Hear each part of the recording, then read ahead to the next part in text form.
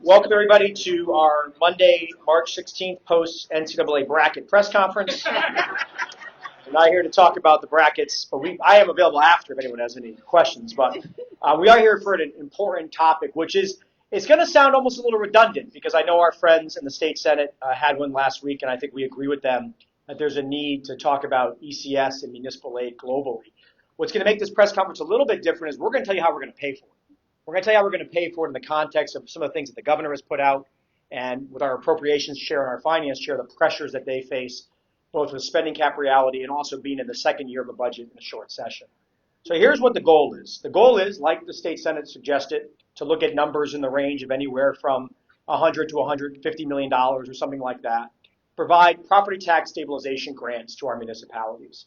If you talk about affordability, which I think we're all talking about, all four caucuses are talking about that, you can't forget that when you don't give municipalities the support they need, when you don't give school systems the support they need, their only way to raise revenue is to raise the property tax, which is a regressive form of taxation. There's no way for them to think about how much your home is worth or how much you make. And that's a tough decision that mayors, and we'll hear from some mayors here today, that they have to make. So here's the proposal, and I know Chairman Horn will talk about this a little bit, and then I'll turn it over to the majority leader after I go here, is the governor has a $500 million fund that he proposed to use to deal with affordability issues. There was talk about an energy rebate. We are committed to working with the administration to find ways to send checks to people, to give real meaningful reform to middle class and lower income families in the state of Connecticut. But that whole pot of money, I think, also can include our property tax stabilization grants.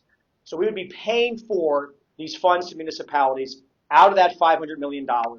It is outside of cap considerations. It is not going to be an issue the Appropriations Committee has to worry about to find. We think it is sustainable. We think we can bring it back on next year and keep our municipalities at the same place, if not higher, in the biennium budget. But remember how hard it is in year two. And I think you'll hear from our money chairs. It's really hard to make a lot of adjustments in a year two budget when you have some of the constraints that we have and the pressures we're seeing from the federal government.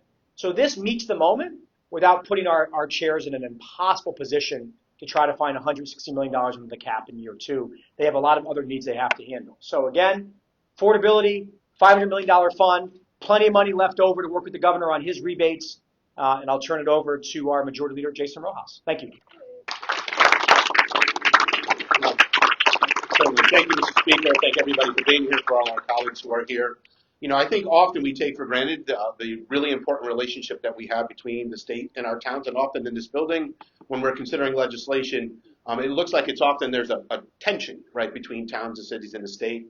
And I think this is a good opportunity to remind everybody of how important of a relationship we have with our locally elected officials, with our boards of education, with our towns and cities across the state of Connecticut, because you know, the funding that we do provide, right, is essential for providing education, but it is also the one-stop gap measure that we have for our locally elected officials to avoid having to increase property taxes. And we have a number of speakers who I think are going to talk about the comprehensive nature of what we're trying to do here. But for somebody who represents East Hartford and Manchester, often forgotten in this discussion is the impact of magnet school tuition, which we're attempting to address with looking at student-centered funding and looking at a comprehensive review of ECS. And for magnet schools, for a place like East Hartford, right, when Chef was settled back in the 1990s, I don't know that East Hartford was expecting to pick up the tab for that. And as we've seen over the years, as more of our families have elected to go to a magnet school, the same applies for Manchester and many other communities around here too. That bill has come home to communities like ours. And these are communities that are often in most need of additional resources, that have the most under-resourced children and the most highest need children.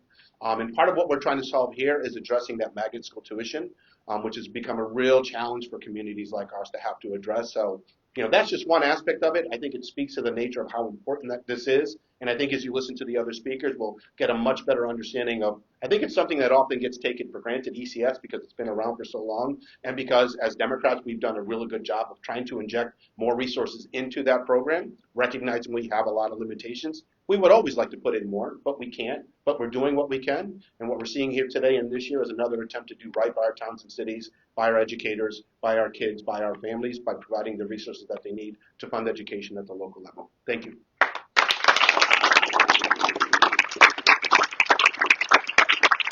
It was also the majority leader's birthday on Saturday, so we should probably give him a round.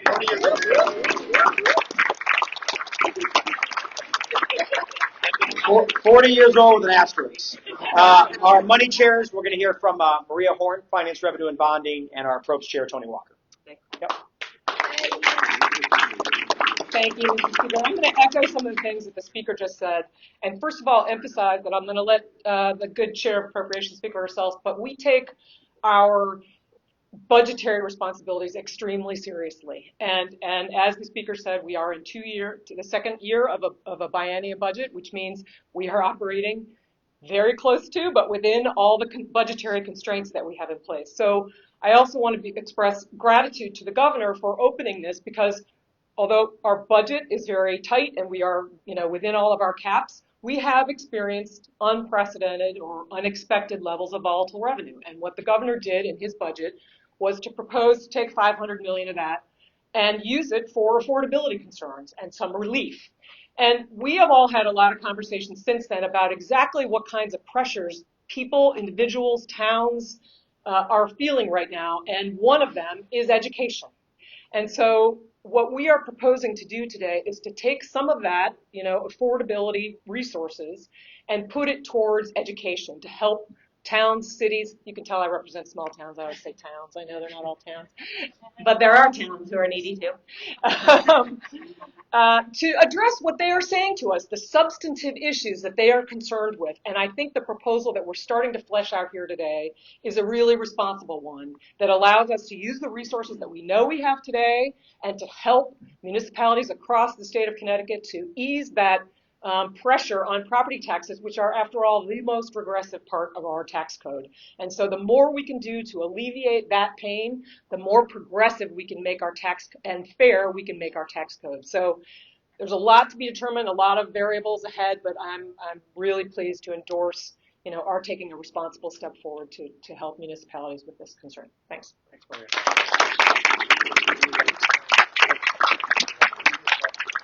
I just want to say it is wonderful to be here with my co-chair.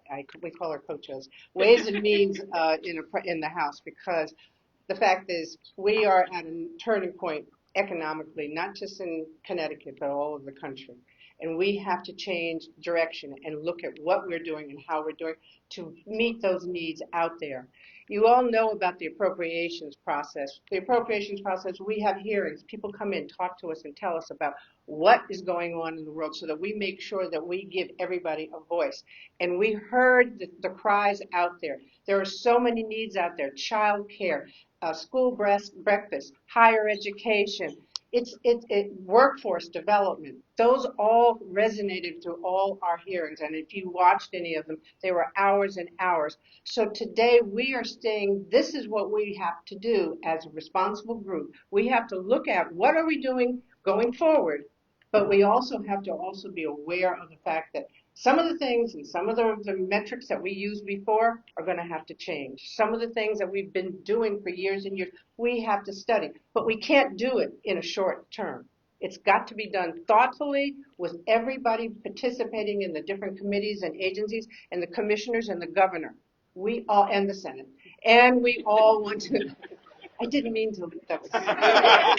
We agree with you. We're on the same page.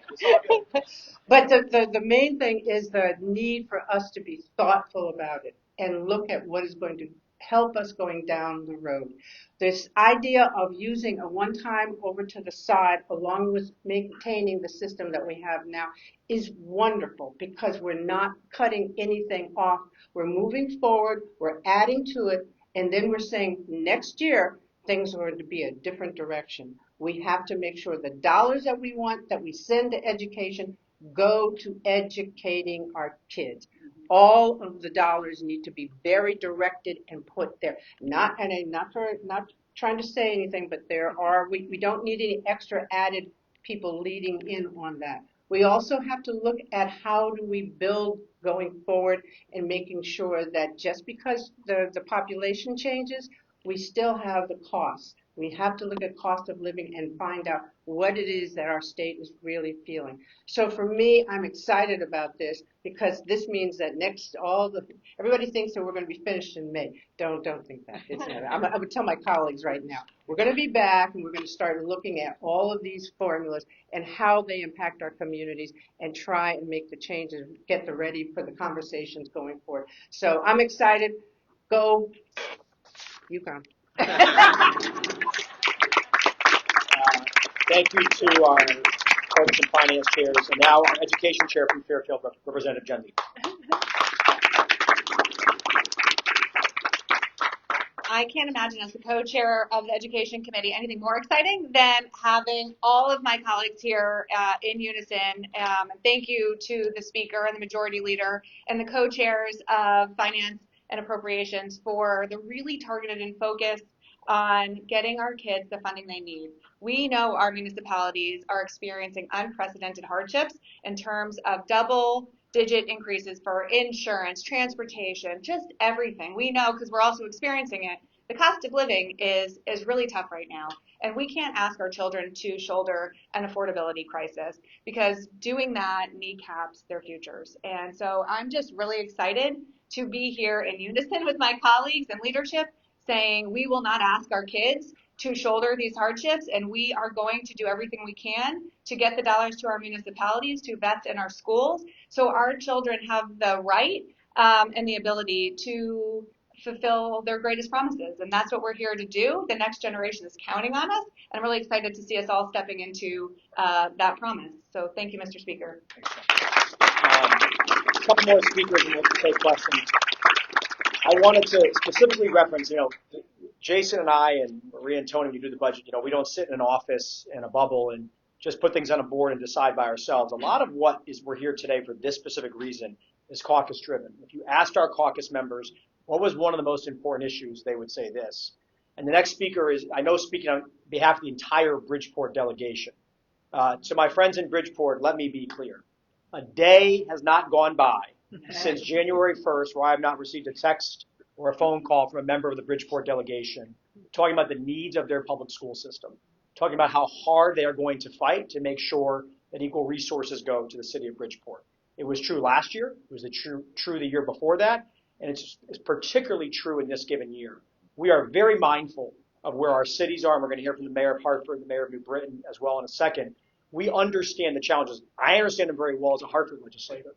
So I know Chairman Stastrom's here, Chairman Felipe's here. I haven't seen the other ones, might be driving up. But I know that Chris Rosario, Deputy Speaker Rosario, is going to speak on behalf of everybody. But I will say this again. There are no greater champions for the city of Bridgeport than the delegation members. Chris? Thank you, Mr. Speaker. I'm here today fortunate to have the title of being the state representative of the 120th District, but I'm not speaking today as a state representative. I'm speaking to you as a former student of the Bridgeport Public School Systems. I'm speaking to you as a parent of children that have gone through the Bridgeport Public School Systems. My family, we have firsthand seen the effects of the cuts that we face. No paraprofessionals, no mental health services, no librarians, cuts to transportation, having to walk a distance just to catch the bus. Those are the things that we see, that all our kids feel, all the parents feel. And despite that, our children are performing at the highest levels that they can. We cannot cut anymore. There's no fat to cut. It's just pure amputation at this point. So we're asking you, everyone in this building, we're going to be loud, we're going to be consistent and persistent. But what the city of Bridgeport, the children, we need all the help we can get. We need to fully fund our ECS system. Thank you.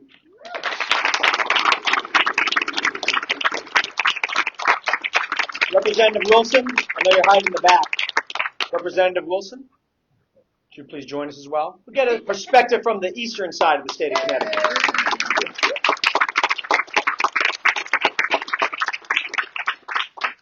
Good morning, everyone. So I'm not sure that you've had a chance to see the passionate pleas from many of our students, the gut-wrenching statements over the course of the last few weeks with the public hearings that have taken place in this building in regards to increasing school funding. But there's one that has really stuck with me. She's been quoted in several news articles recently, and that's Deanna Robes, a senior from New Haven. And she said, many of our school buildings are falling apart. Leaking roofs are dripping into the classroom. Heating systems break in the winter. Unreliable air conditioning in the summer. And hallways have ceiling tiles stained or sagging from water damage inside classrooms. These conditions make it hard for me to learn, harder to focus, and hard to feel our education is being taken serious. Now think for a minute, from one of the wealthiest states in the country. Not all schools are dealing with these problems, but we must ensure that the learning environments that are conducive to our students are the same in every district. At the same time, we must recognize that increasing funding can dramatically change those learning environments for some of our lowest income and historically underserved communities. Higher test scores and graduation rates can be achieved. And so that is why this is important, that additional funding is had when we talk about education. As a parent for their loved ones and as lawmakers, we want these opportunities for all children.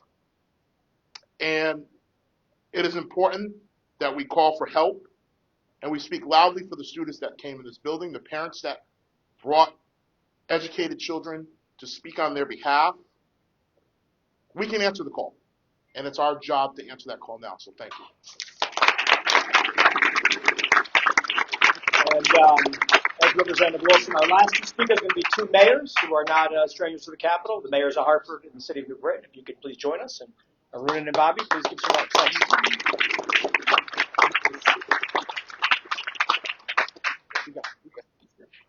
Well, thank you, Speaker Ritter. Thank you to Majority Leader Rojas, to the Chairwoman Walker and Horn and Leeper, a powerful trio of women, but to all of the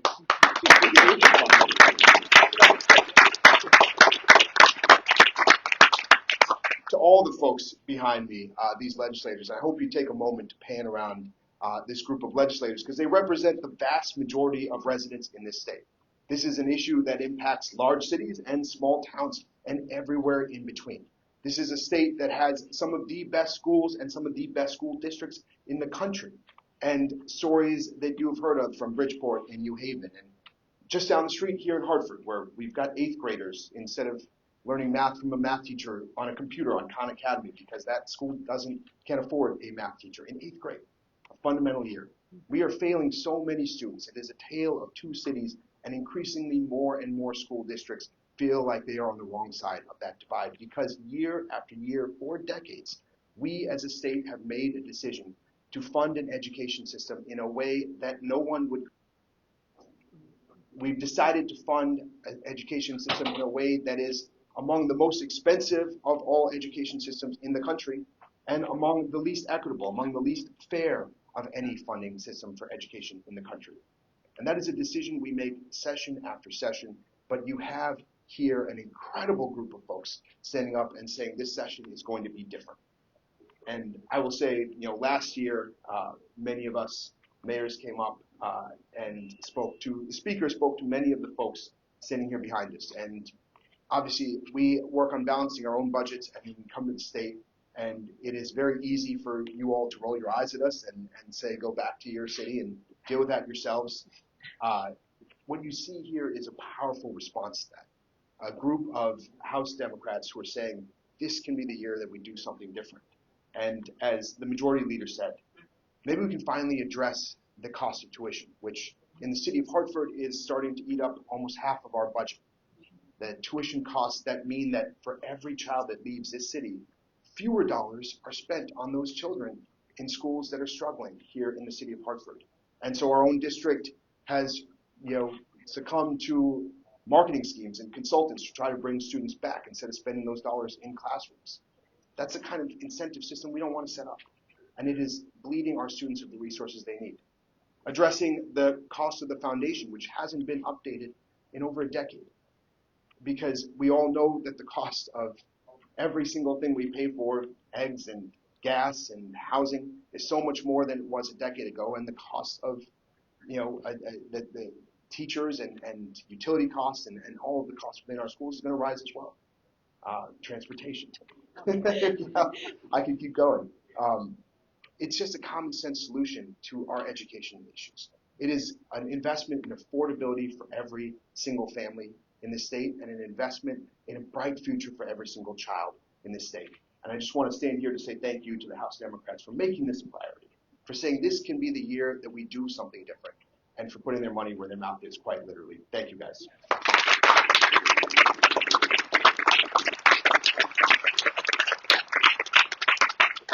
Good morning, everyone. I want to thank Speaker Ritter and Majority Leader Rojas and the Democratic Caucus, by the way. I miss you guys. Look, communities like New Britain need additional support to educate our students. In New Britain, our students come from incredibly diverse backgrounds, and many require additional academic, language, and social support to succeed. Our teachers and our school leaders work hard every day to meet those needs, but providing those resources take real investment. New Britain has, for decades, a long history of flat funding in our school system. As mayor, I am working to change that because investing in our students must be a priority for our city. But we cannot do this alone. These investments also help protect local taxpayers. Without a strong partnership from the state, cities like New Britain face difficult choices between raising property taxes or reducing support for our schools. Today's announcement shows that the state understands that investing in education and investing in the future for our communities is what we need. Because when we invest in our students, we invest in the future workforce, future leadership, and the future success of Connecticut. And look, I've been here with you guys in the past, listening to mayors come up. Now I'm the mayor. I'm up for the challenge, but we do need state help. We can't do it without you. So thank you again for having this press conference and showing the love for education.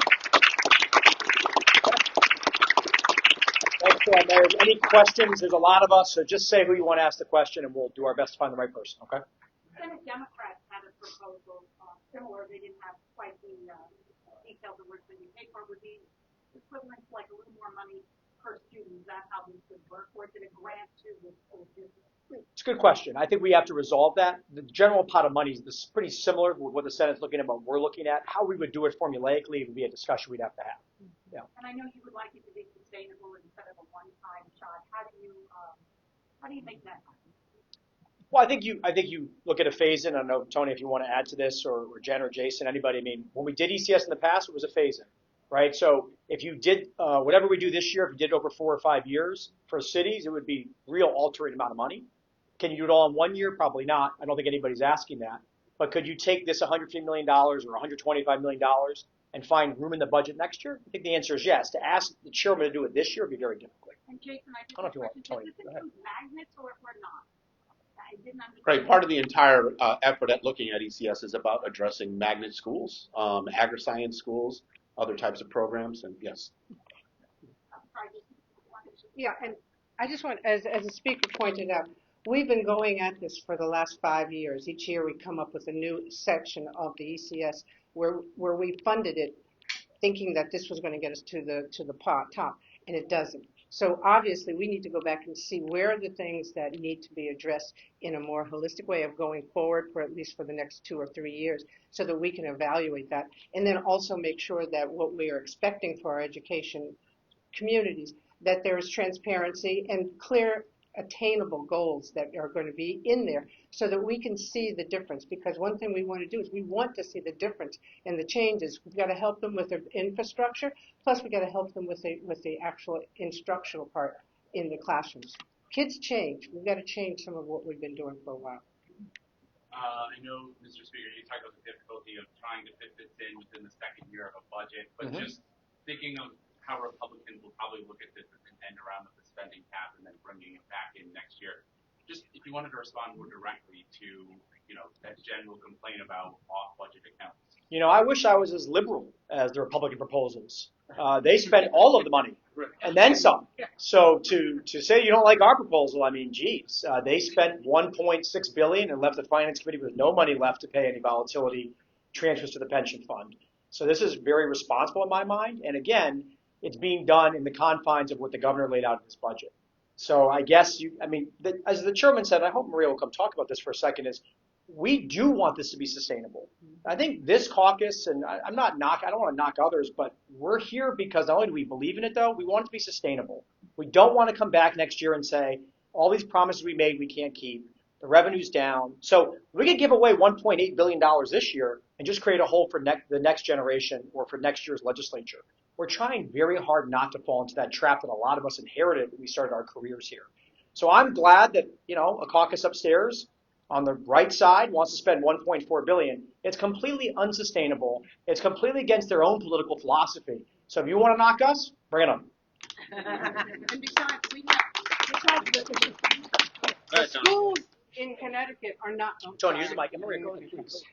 The schools in Connecticut are not just Democrat or Republican. There are kids. And we're not going through and saying, well, does this work for the Democrats or does this work?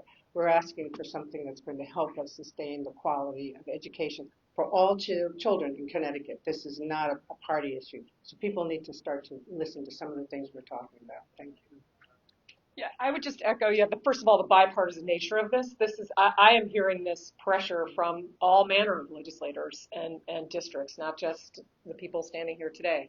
And again, I guess we'll emphasize a little bit what the word sustainable means. Yes, whatever we promise to people, I want to be able to look people in the eye and say, this is what you can count on going forward. We are in the tight second year of the budget. This is what we can do right now. We hope it's a marker for what we can do in the future, but making promises that we're not sure until we're all sitting down looking at all the priorities that all the people standing here behind me are going to have next year in negotiating that is really important. And I am proud that that is our approach to this. Is there any specific number of increase for these cities and towns, like how much more you'll be able to? Yeah, if you did, Tim was running upstairs. I mean, if you did 125 million or something like that, for Hartford, that's ballpark about $9 to $10 million. So I only know my own city because I asked about it. So for other cities, it would be probably a pretty big number for Bridgeport, pretty big number for New Haven. Bridgeport might be a little special given what they're facing right now, and I've had that conversation, but that's the Hartford number. If you did 125, it's about $9 million, $10 million. Yeah, it's 2 to 5%. Yeah. It would be a 2 to 5% increase, but depending on your. But you remember, half $700,000 to a small community is a big deal. I mean, it's very meaningful to them. Yeah. If this 160 million or so is a marker for future conversation, but does anybody have a ballpark of how much more we'd be looking at next year? Again, it's not just the ECS, it's transportation for special ed. Yeah. The school finance project, Lisa Hammersley's been great. She's run it. I think they max out at somewhere around $600 million. I'm looking for someone to shake their head that I'm not crazy. It's something like that. So if you did a 4-year phase-in, you'd be at $600 million. For a New Haven or a Bridgeport, right, that would be, based on the numbers I just gave you, would be something like a $50-60 million at the end of the day increase in ECS over 4 years. It's massive. Yeah. When you're talking about the $500 million, is that from the federal response fund or is that this tax rebate program? The latter. The latter, okay. Yep. And then is this, are towns receiving this aid in fiscal year 26 and 27 or just in 27? Just fiscal year 27. Yeah. Have you had conversations with the governor about that? Because obviously he's had his own proposal. Other caucuses have had different ideas on how that money can get spent. There's only $500 million to go around for all these priorities. Have you had conversations with him? Yes. How much is left in the fund?